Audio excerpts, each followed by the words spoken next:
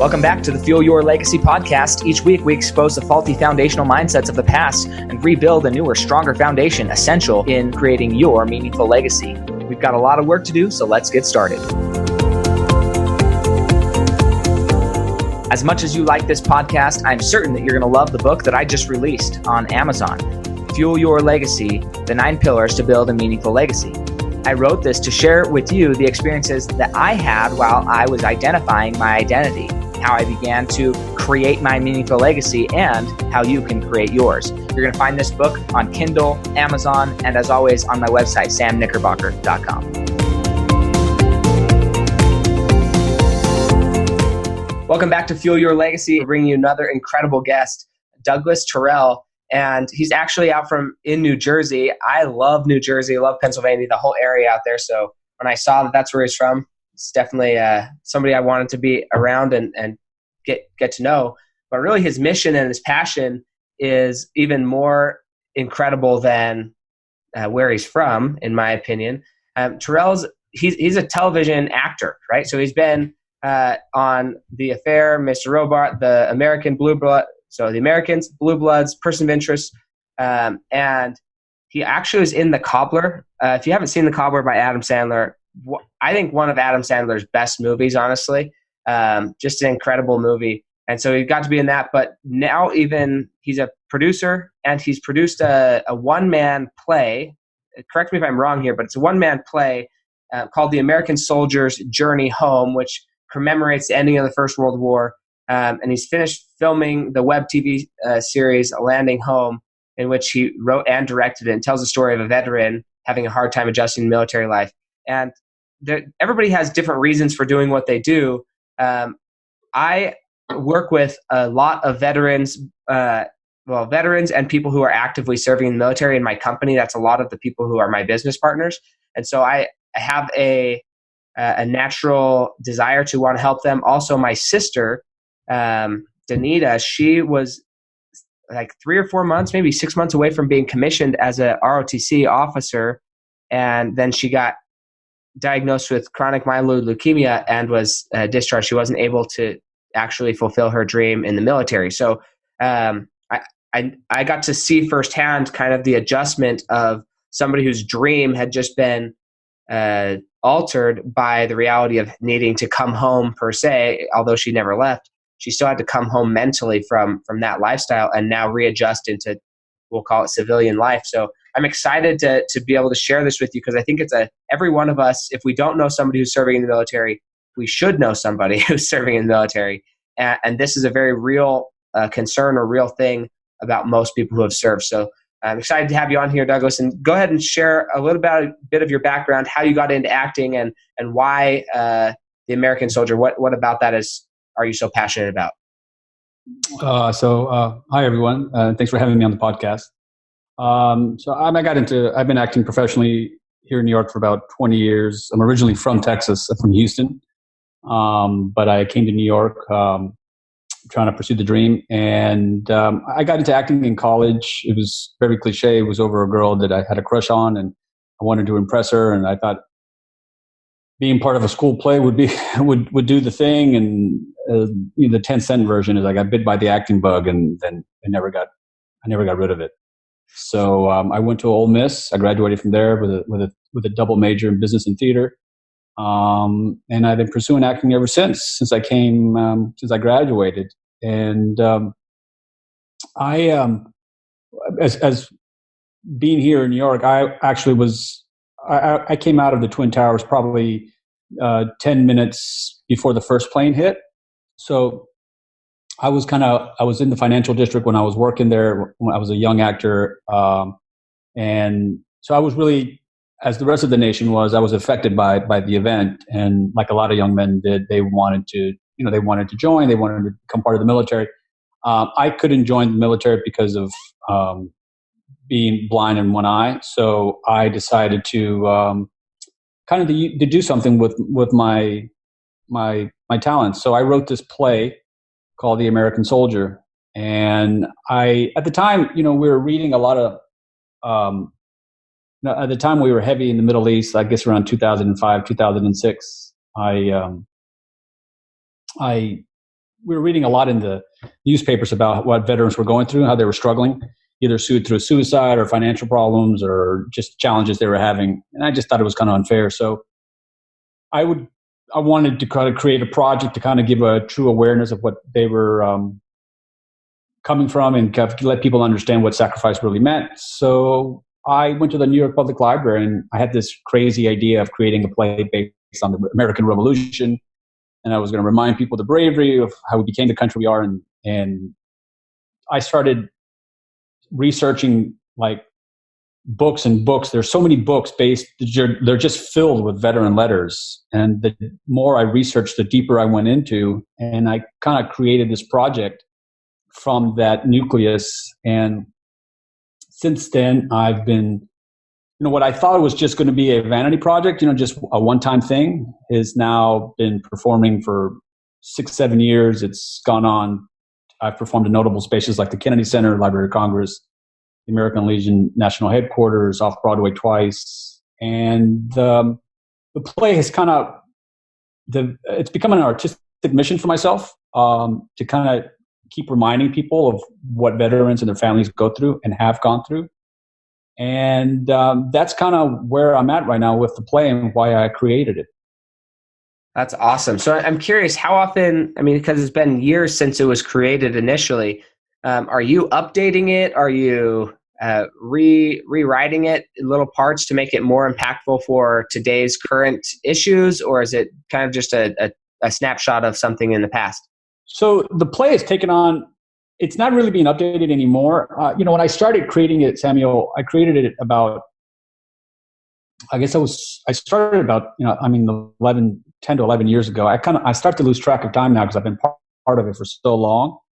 But when I had created it, I had a bunch of letters of veterans. And so in the very beginning stages, it was very malleable, so to say. And it was like, I had Shakespeare in it that didn't really work. The play wasn't really balanced. And so over the time, it's been reshaped and kind of sharpened and polished, so to say. And from what it is now from where it first started, it's very different. It's a very different play.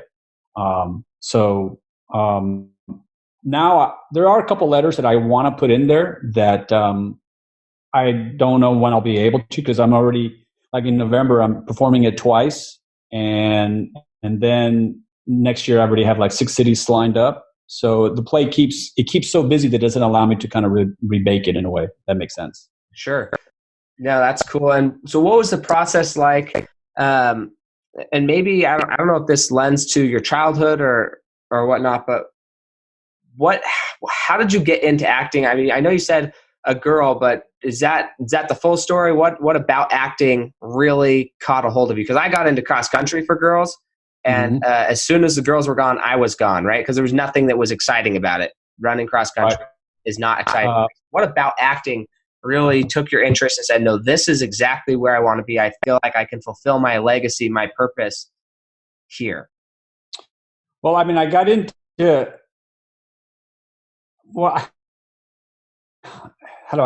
so when I got to college and I got into acting, once I fell in love with what acting was, when I was my freshman year in college, I was just really kind of, rudderless, so to say, and didn't have really direction, didn't know what I was going to do. And then I remember very clearly an actor standing up saying, hey, there's auditions for this children's theater. And at the time, just coming out of high school, I just broke up with my girlfriend. And I said, I want to do something to kind of impress her. So I became part of it. And so once I joined, once I auditioned, I was always really good at being really playful and kind of funny. And so the director liked what I was doing, and she said, hey, you're pretty good at this. If I like to cast you, and then she cast me in another play, and then she said, if you major in theater, I'll give you a scholarship, and you can study theater.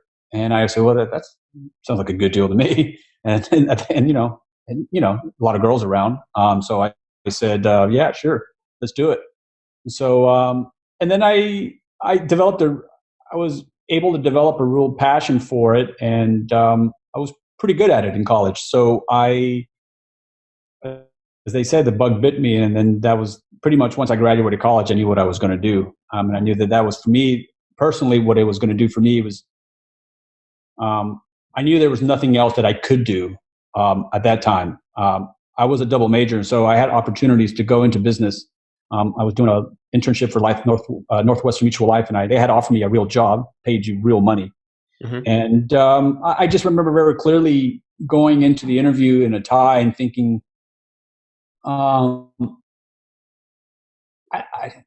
this is not something I want to do for the rest of my life. It's just not what I want to do. And I told my father, I said, listen, I'm going to turn the job down.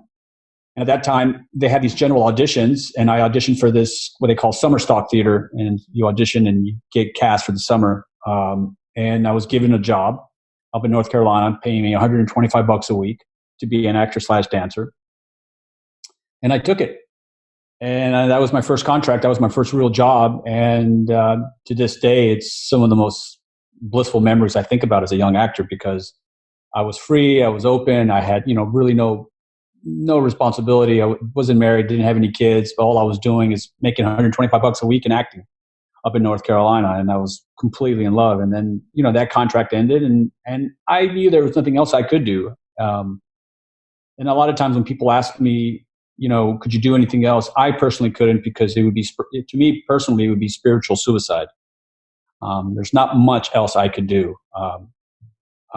I could probably do another job, but I just wouldn't be very happy at it. And, to me, at the end of the day, what's really important is that you're doing something that you absolutely love, because it's never really beneficial to do anything for only the money.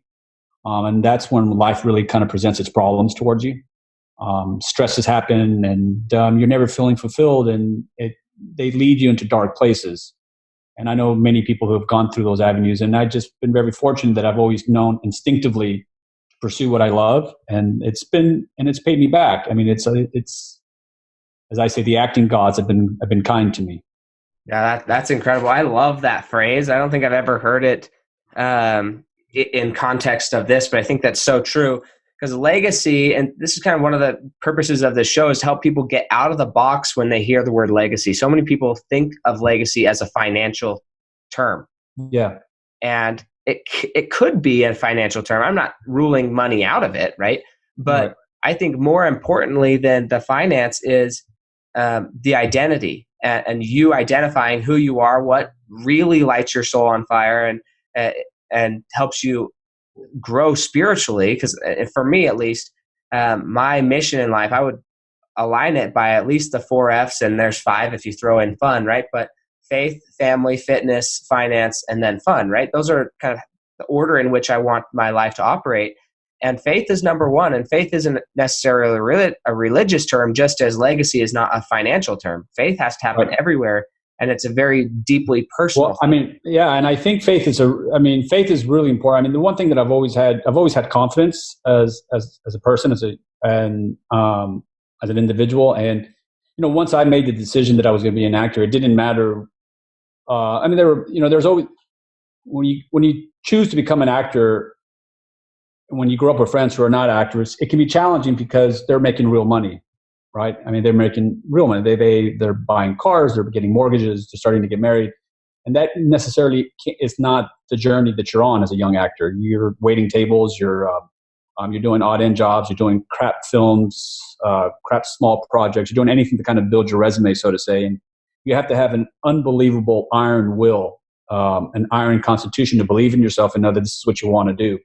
And a lot of times when I coach young actors, and if I give presentations, I always tell them, if you're going to go into this business, do it because you absolutely love it, because you're going to have a tremendous amount of downs. And if you don't love it, you're not going to be able to withstand the hardship that comes across when you're in the business. And I think Stephen Jobs really said it probably as clearly as anybody else could have said it. He says, you have to be insane to do it, because it's hard. And if you have any sanity, you'll quit. And the rejection is so relentless, and is so, it comes actually in such high quantity that if you don't absolutely love this or whatever else you're doing and believing in, you're not going to have the endurance to finish. And that is usually the thing that anybody can take away from this conversation is that you have to absolutely believe in what you want to do to have the endurance to finish it, and to be fulfilled in life. Because if you're doing something that you're not fulfilled in and doesn't make you happy, then that's going to leave you in a very poor place spiritually. And being rich doesn't necessarily mean wealth. It means absolutely waking up in the morning and being excited about the things that are in front of you, not looking at your day as as complete drudgery every single day, like Groundhog Day. Yeah, exactly. I love, and so this comes to mind because in a lot of my teaching and when I coach people, it comes down to value. I have just a full conversation about value and how you say your friends, you went into acting and you were waiting tables and you were struggling, right? And they were making quote unquote real money. So what's interesting about that from a financial perspective, I'm in the financial space at a company much like Northwestern, but the interesting thing is, although they had, I would call it corporate value, their value is still being assigned to them. And they're, in most cases, and this is not unanimously across everybody, in most cases, there's a massive imposter syndrome feeling inside of corporate America. And a lot of people are being paid more than they think they're worth.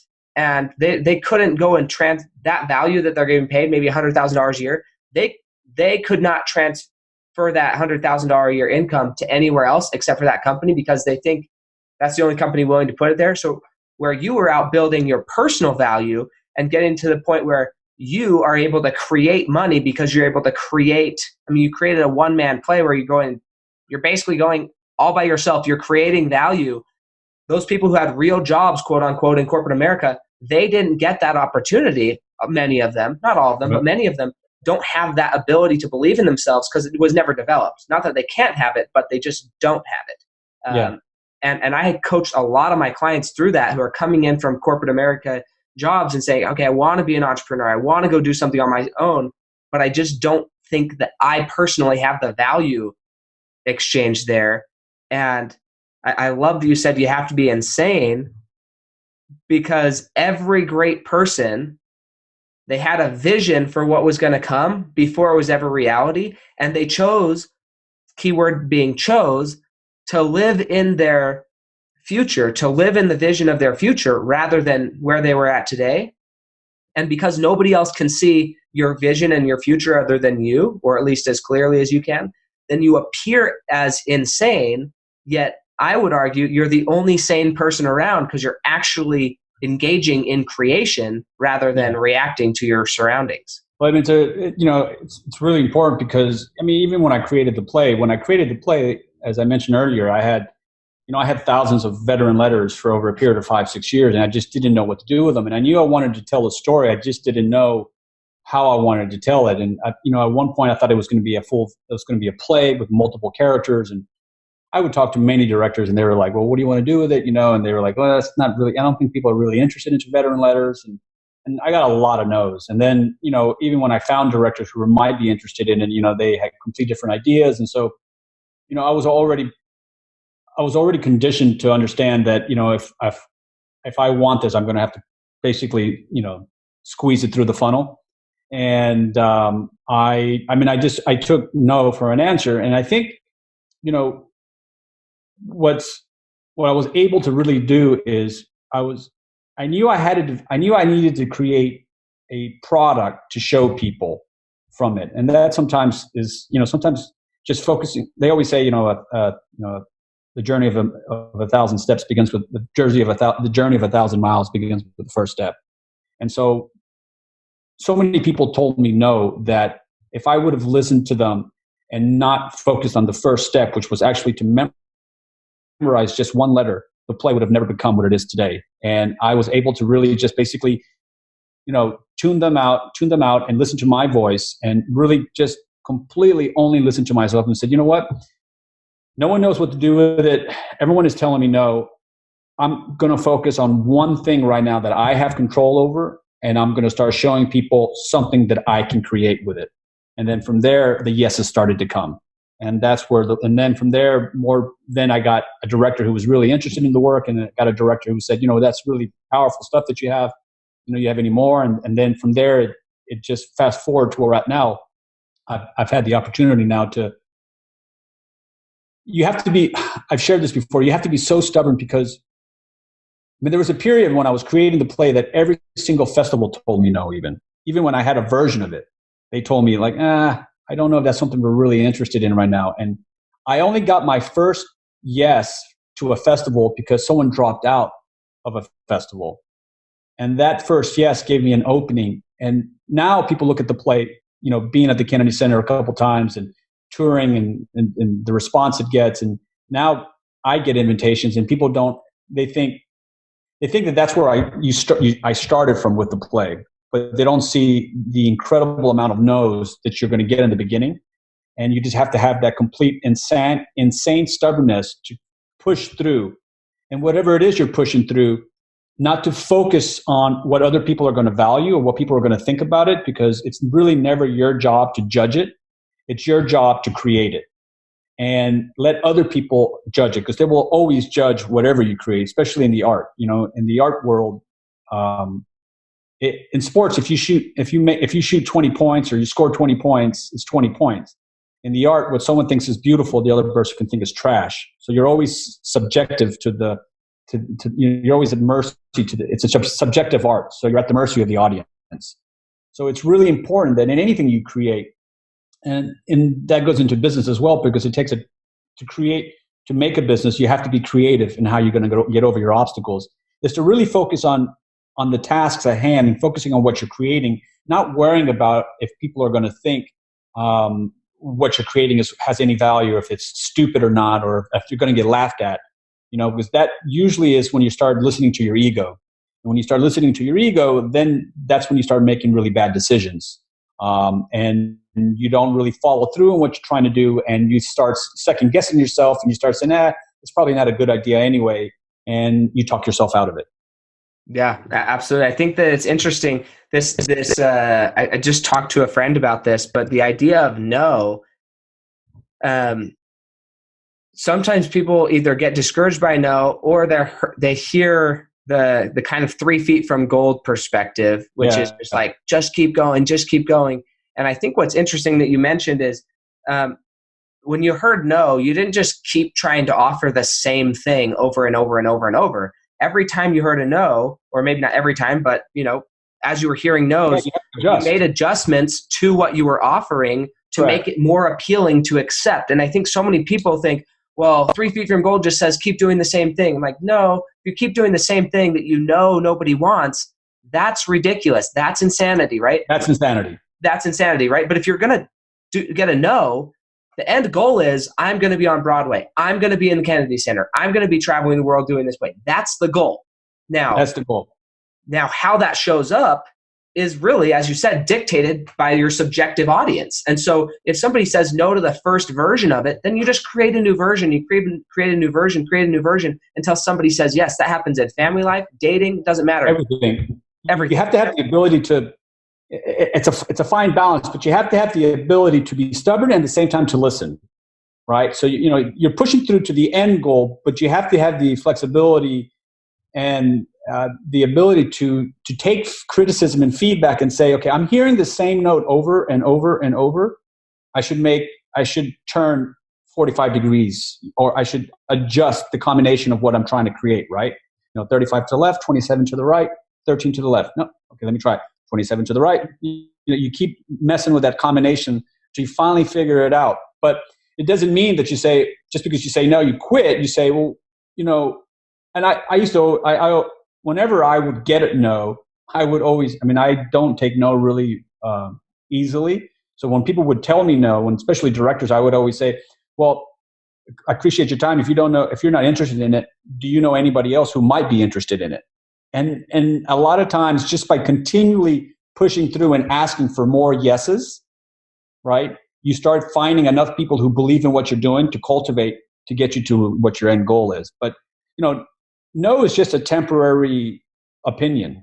It's not a definite answer. It's just a temporary opinion, because a lot of the theaters who've told me no are now calling me in to come perform. right? It's just a temporary answer. And no, if you don't take it personal, then it allows you to be more, if you can learn how to put your ego away and not worry about criticism and put it to the side, you become more, you have the ability to swim upstream, so to say. Right? You have the ability to withstand and keep going. But if you let people's no's affect you personally, then that's true whether in life or in business or creating anything. That becomes really hard for you to keep pushing through your project. Yeah, because you have to have the ability basically to say, I get it. They don't really. Okay, let me take your criticism. Let me take your feedback. Let me digest it, and let me see if I resonate with it. When I first performed the play, the reviewers they kept saying, I got I got really good reviews and I got some really mixed reviews in the beginning, but all the reviewers had one no they kept saying, the reviewers. And I had a playwright, a really smart guy, and I said, I don't know if I should listen to these reviewers or should I just kind of throw it away, And he said, well, if they're all telling you the same thing, there is some, it's worth paying attention to what that criticism is. And so they were saying the play wasn't teaching them something. They kept saying that. They kept saying the play didn't really educate me in a way. They didn't teach me. I had a powerful voice. It was very it was very well crafted, very well acted. It didn't feel like I was learning anything. So I sat back and I started going through the play and going through all the monologues that I had. And I started realizing that I wasn't teaching the audience of what was really going inside with what a veteran feels inside internally. And so I went back to the drawing boards with my director and I said, I need to add some more stuff to it. And that's really when the play took off. The play really started to explode after that. But I would have never been able to get where I'm at today if I hadn't had the flexibility and not have the ego to say, I'm right, you're wrong, they're wrong, I'm right, and ignore their responses and ignore their criticism. And that's a very valuable thing for anybody to take, because if you're doing business and if you're creating anything, you have to be, if you're getting the same note, listen to it. And you could adjust to it. And there's some notes that you feel so strongly about. Like there were some things that people talked about, there was this particular monologue that my director didn't really like, but I felt so passionate about it that I said, no, it's staying in the play. I want it. Mm-hmm. This is part of the play. So it's really important to have that flexibility. I've seen some kind of go both ways, and it's interesting. Sometimes when you hear those complaints or constructive feedback, whatever, sometimes the response is you need to actually, it's good response, because although I'm trying to figure out how to say this, but basically in any endeavor, you need to create tribes. You need to create separation between the things that people like and things that people don't. And as you said, identify if it resonates with you. If it resonates with you, but it's not resonating with other people, okay, and we're going to put the other people in quote marks, because that just means that they're not your people. And sometimes you actually need to blow that thing that nobody likes. You need to blow that up and make it even more standing out so that people understand why it's there, rather than remove it and not give somebody the contrast, but give somebody more of the contrast. And once somebody has more of the contrast, then they can gain that understanding. They can learn, oh, this is why those lines are in there, because it's literally how somebody's feeling, not just a story, but these are the feelings, and feelings are rarely unanimous. There's in almost every feeling, there's going to be some contrast. That's just the nature of humanity. And so it is a delicate balance. I'm curious, for me, I've had to adopt forms of meditation and things to get past naysayers. In the early years, how did you really learn to put down the naysayer and say, look, I'm not going to worry about your negative feedback? Did you have meditations? Did you have practices or rituals that you used to bolster your confidence at the same time as taking their feedback and say, okay, what can I alter? Well, I mean, tactically, what I always did is I did this more when I was a younger actor, but I would write what my dreams are. I would always write what my dreams are. and I used to keep a diary, a physical diary, and I would write, these are my dreams. This is where I hope I am in 5 years, where I am in 10 years, and I would try to foresee that. But when you become an actor, you have to really love it, and so I would just tell myself, this is worth every ounce of frustration that I'm going to get, because this is what I want to do. And I would sit there and think, could I do anything else? I remember when I was getting heavy into acting, and there was a girl that I was dating before, who was not my wife right now, and she said, when are you going to quit this kid thing and get a real job? And I remember I only bring that up because it's one of those things that someone tells you in the history of your life, that there are always those things that someone tells you that you never forget, Mm-hmm. and you'll always look back at it. And I remember thinking, one, I thought, okay, I guess we're done. I guess you're done. That's exactly my first thought. Oh, yeah, it's over with. But then I actually thought of and I thought, wow, she sees this as I'm pursuing like a kid thing, like a hobby, where I'm looking at it as a life mission, as a dream of mine, right? The definition that she had what I was doing and the definition that I had what I was doing were so polar opposites. She thought I was like, I don't know, going to a tailgating game or something, where I was like, oh, this is my mission, man. I'm going to be an actor. I want to tell stories. Telling stories makes me feel happy. There's nothing else I want to do. And I think from a very early age, I understood that. And once you understand that, and I guess, many people talk about it as your why, but you have to really sit down and you have to know what it is that you're doing and why you're doing it. Because if you don't know why you're doing it, that's when you can get knocked off the track. Because if you're doing it for your wife, if you're doing it for your kids, if you're doing it for your dad, for your mom, if you're doing it for your friends, if you're doing it for the kid who picked on you in high school, if you're doing it for the girl who didn't ask you out to the prom, you're doing it all for the wrong reasons.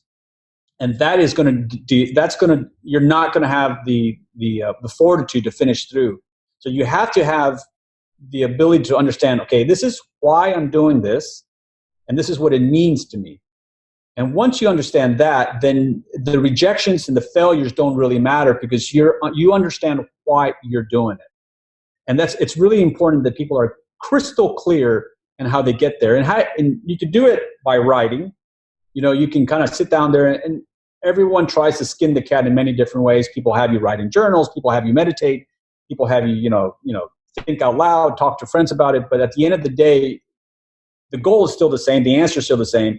Why do you want to do what you want to do? And what does it mean to you? And that has to be something very powerful and it has to be something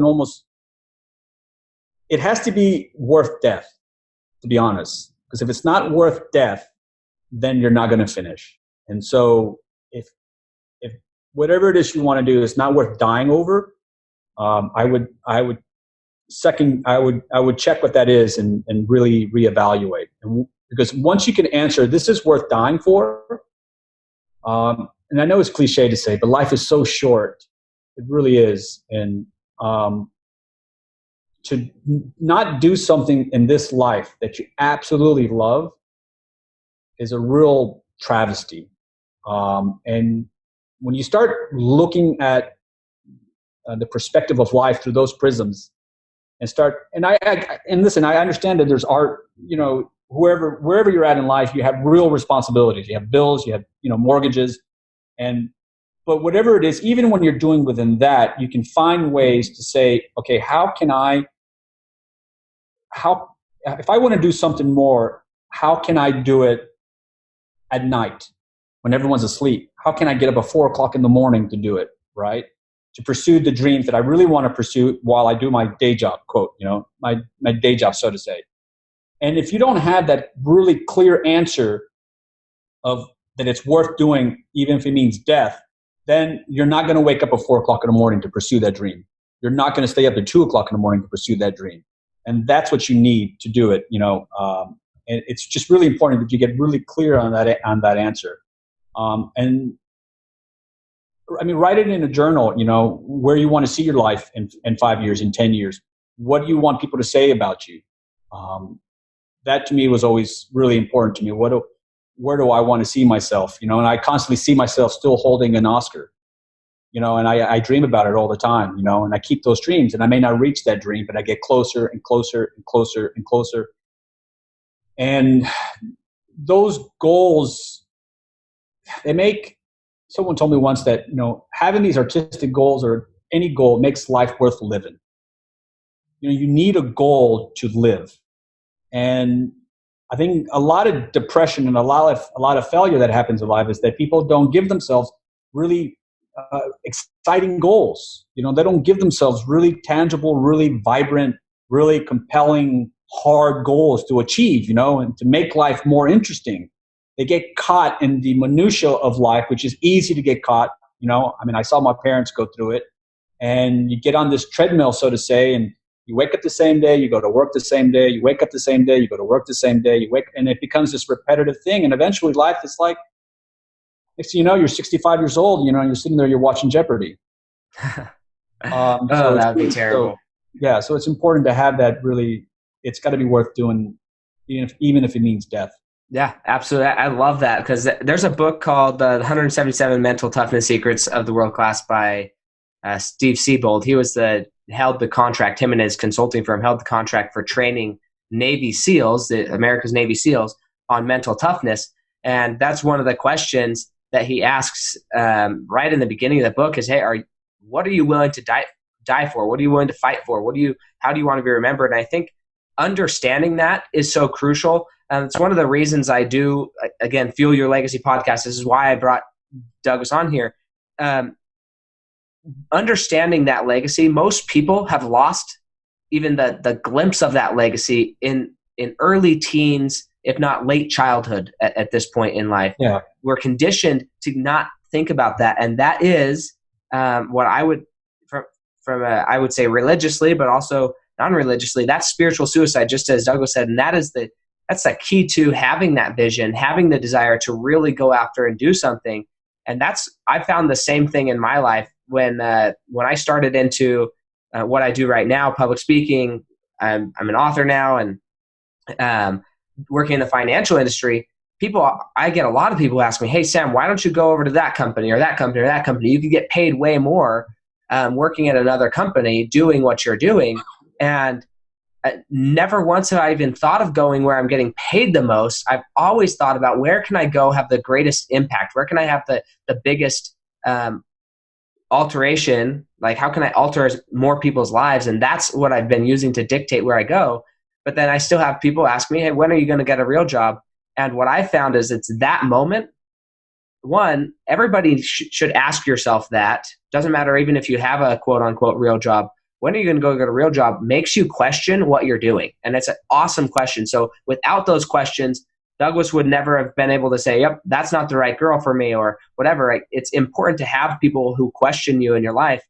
But that's the moment where it's like, okay, obviously you don't quite yet understand what I'm doing. And so I need to blow up my intention and come at this with so much more enthusiasm, so much more excitement, so you can see the vision of what I'm seeing. Because I've been kind of half-assing it, thinking that you're catching the vision and you're okay with the vision, but you haven't really caught the vision. And so I've got to go so big to where you catch the vision and keep going until you do.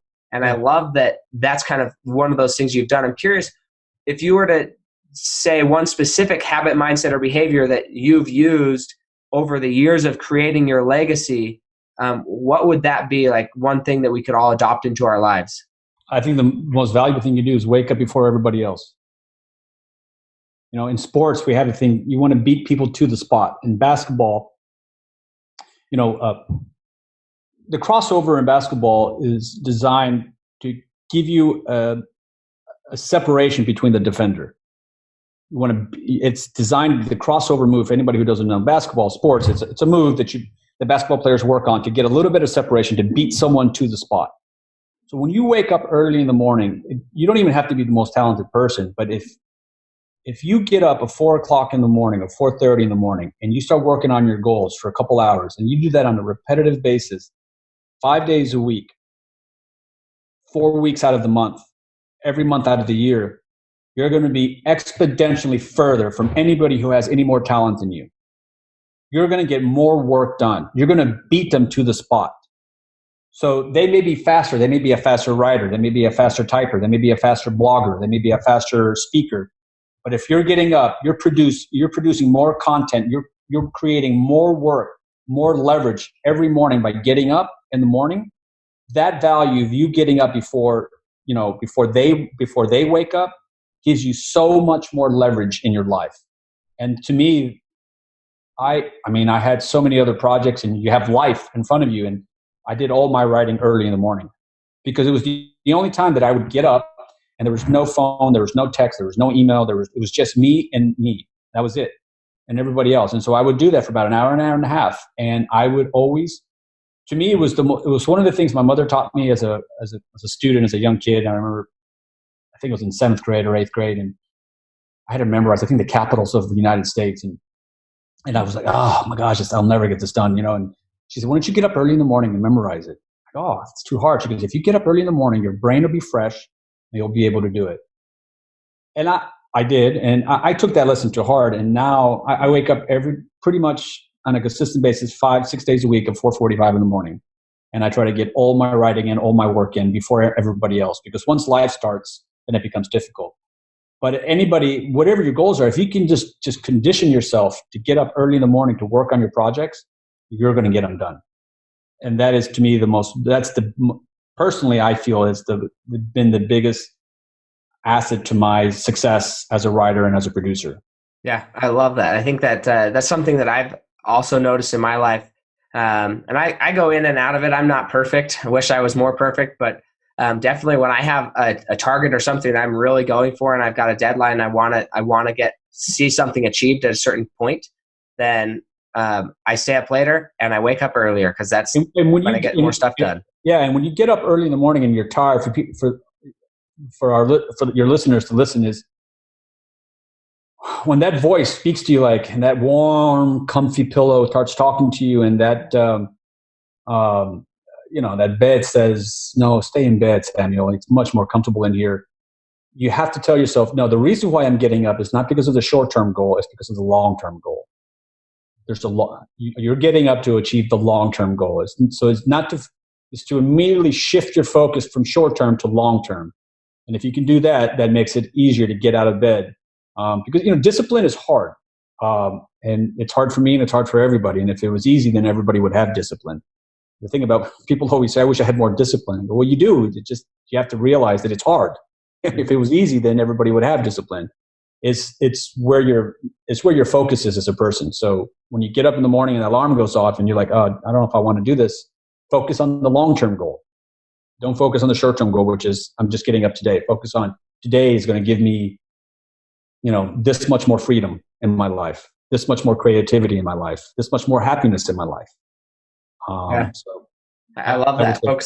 Focus on long-term, read your goals. And then, as you said, you wrote out your vision multiple times to kind of handle, because some of those naysayers, they're not outside of us. Those naysayers are just as much or more so inside of us than they are outside. It could be your mom and dad. Yeah. The people who care about you the most, who want you to succeed. Sometimes the loneliest things is doing things when the people you care about the most are against you. Mm-hmm. And again, it goes back. That's why you have to have that answer. This is worth doing, even if it means death.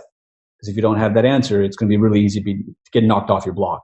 Yeah, for sure. So I'm curious, for people who maybe haven't heard of this play or want to see this play, give us a little bit more information of how we can get in touch with you if we want to watch the short series or whatever. How do we get in touch? How do we watch what you're doing, support you in your endeavors, and help you really share this message of, in my opinion, building your own legacy and focusing on the long term rather than the short term?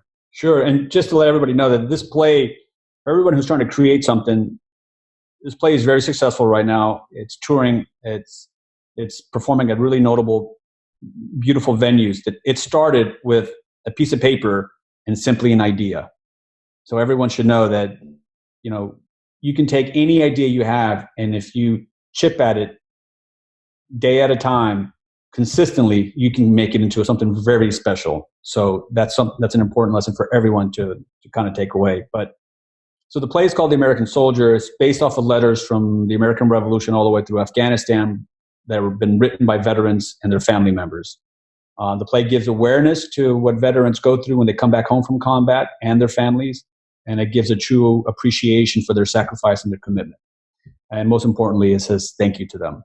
The website is called www.theamericansoldiersoloshow.com, theamericansoldiersoloshow.com. And in November, I'll be at the Kennedy Center on the 13th, and then I'll be in Cape Cod. And then in January, I'm potentially supposed to go to LA. And then I will be in North Carolina on Veterans Day, and then in Chicago on Memorial Day, and there's a couple other cities. But if you go to the website and you sign up and you're interested in the project, or if you're interested in the play coming to your city or your state, you can go to my website, you can contact me there, and then we can begin a discussion about how I can bring the play to your area or to your community. But it's been an incredible honor now because, like I said, I've probably, from what started out as an idea, I've now performed this play for over 10,000 audience and veterans, and I receive letters from veterans all the time, and I've become friends with a lot of veterans, and they all ask me to keep going. So something that started as just a simple idea on a piece of paper that I wanted to tell the story for veterans now has become this artistic mission that I could have never, ever in a million years would have thought it would be giving me back so much in return. That's awesome. And are you on Facebook, Twitter, Instagram? Where's the best place to connect? So on Twitter and Instagram are at Douglas Taurel, and then my Facebook page is Douglas Taurel. Okay, awesome. And then just a random question, because I'm thinking of this like solo show. Is it something that you do all by yourself, or do you have supporting staff and stage set and stuff that how many people does it take to actually put on this play? It's just me. And then I usually have a sound designer and a lighting designer. And usually when I travel to a different city, whatever venue I'm at, they provide that. They provide me a sound designer and a theater and a lighting designer. But the play's kind of already been designed, so we get there I get to the space. It's basically me and an army trunk, a World War II authentic army trunk, a 6x9 American flag, and I play 14 characters. I play men, women, and children. I play many different accents, and I use one costume, and I kind of manipulate it into many different costume changes. And I tell stories. I tell 14 characters from every conflict, and I try to kind of give a homage of what being associated to a family member who's been in combat or being a veteran who's come back from combat. Wow, that's awesome. Hopefully I'll be in a city where it's playing. That'd be fun to watch. Yeah. So here's the next section here, and I love these last two sections. This one's called Legacy on Rapid Fire, almost like a little game show. But it's 5 questions, and you're just going to give us 1 word to 1 sentence answers. Now, this first question, I've been getting the same answer repeatedly, so it's okay if you give that answer, but I'm asking you to clarify it now. Okay. So I haven't been able to change it. I don't know how to change it to target the clarification, but I just prep people here. So the question is, what do you believe is holding you back from reaching the next level of your legacy? It would be me. That's what everybody says. That's why I want you to clarify it. What about you is holding you back? It would, how much more work I can put in the day. Okay. It comes down, how much more work can I crank out in a day? Awesome. And what do you believe the hardest thing you've ever accomplished has been? Hardest thing I've ever accomplished has been, as an actor, there are so many. I would say this play. I had tremendous doubt in this play. I can't tell you how many no's. Just a side note, I actually threw the play in the trash can at one time. I was so frustrated because I was getting so many no's, and I was just like, no one gets it. Everyone tells me no. All I have is a bunch of letters. I had over 1,000 letters of veterans, and my wife pulled it out, and she goes, stop being a little girl. Do what you do. Memorize your favorite piece of text and start showing people of where your passion is at. And that, I think this play, I wish I could somehow in a 3-hour film I can crystallize where this play started and where this play is. It's been pretty magical in many different ways. It's I've been able to touch and speak to people that I could have never in 1,000 years thought I would be helping and touching and speaking to. Yeah, no, I love it. That's so I'm gonna break code here for a second, just because I was training my team on this just 2 or 3 days ago. But it lends perfect to this idea of he had to learn something and start showing people what he wants to do. So in my opinion, there's 4 types of people who get on stage and do something, right? Whether it's speaking or singing or whatever, right? And I labeled them as a talker, somebody who's just like basically reading something. They're just talking. And they're not really, no emotion, nothing, almost monotone. They're just talking. They're pure text conveying a message. Then there's a speaker. A speaker's a little bit better because a speaker actually has intention behind, like they have a goal, they have a beginning, end point, they kind of know their structure. So they're structured, but they're not really, there's no emotion in it. And then a presenter is somebody who's able to present with a little bit more finesse, so they're actually getting a little bit more buy-in. But what you really want to achieve is somebody who gives somebody an experience. And as long as you're telling somebody something or showing somebody something, you're not able to give them an experience. And so you have to infuse the emotion. And I love that your wife said, go memorize a piece of it and show people what you love to do. Because at that point, that's when you're able to infuse the emotion into the script and show somebody this is why it's important. Because I say the same words in my presentations to my clients as some of the other people that I work with, but our results are so different because of the emotion behind what I'm doing and what they're doing. They're presenting, which is decent. They're showing people what they do. I'm allowing my clients to experience the transition between where they are and where they're going to be, all in that meeting with me. So that experience, they want it so much more because now they've experienced, but they have that cognitive dissonance of it's not quite a reality yet, so let's do it. And they take that next step forward and they want to, rather than me trying to drag somebody through or push a play through. You want them to want your play, not be okay with your play. Yeah, well, we have a saying in acting, show people, don't tell people. Mm-hmm. You want to show people, you don't want to tell them. No one wants to be told anything. And that's true on stage. So a lot of times if I'm directing actors or I'm coaching actors, I say, don't tell me, show me. Yeah, like exactly. If you're in a scene, if you love her, show me that you love her. Don't tell me that you love her. Like, how would you act if you really love that girl? Mm-hmm. Show me. What would you do? Get on your knees? Would you do, pull her chair out for us? We want to see you show us. We don't want to see you tell us. It's much more interesting when you show us than you tell us. Yeah, absolutely. So what would you say your greatest success at this point in your life has been? I don't want to sound like a broken record again, but to have this play at the Kennedy Center twice has been, as a performer, to get the opportunity to perform at the Kennedy Center is such a far-fetched dream. It's like, down the runway pipe dream when you're a kid that, one day I would love to perform at the Kennedy Center. And to take this idea to be invited back at the Kennedy Center, to me is, I have to say, it goes back to the play at the Kennedy Center. That's awesome. To be twice there, invited back. So, and that was at the Library of Congress. And so, the stages that this venue has taken me to has just been mind-blowing. Cool. And so what's one more secret that you believe would contributes to your success? A stubbornness. I think I was born with the ability to ignore other people's criticism.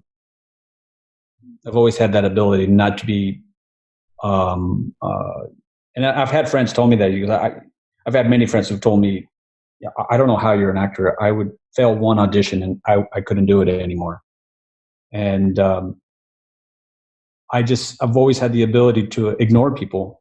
I think, you could develop that skill, but I think that's the one thing that I've been blessed with, that I can just focus on my voice and on my mission. And that, to me, that's all that matters.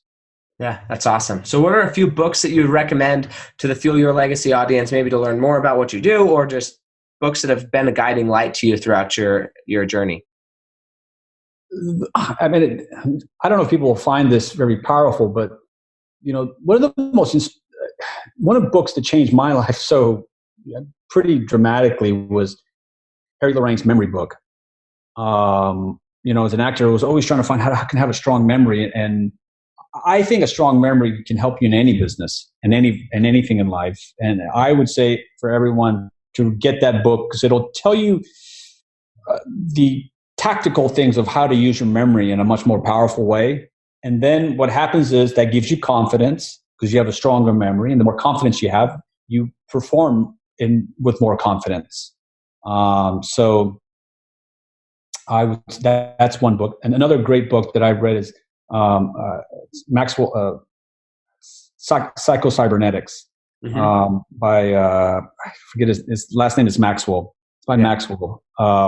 Psycho-Cybernetics is a really powerful book because it goes to the point of visualizing where you want to go, and how when you visualize it, your body will you will go there. And he goes into research and studies where there's the famous one where like people who the simple act of writing down your goal makes you like something like 60% more, gives you 60% more chance of actually achieving that goal just by writing it down and by having a vision. And people who have vision and forward are able to, you go into the subconscious where your mind starts feeding the body and the body starts feeding the mind, where you start basically performing the actions that you need to fulfill your vision.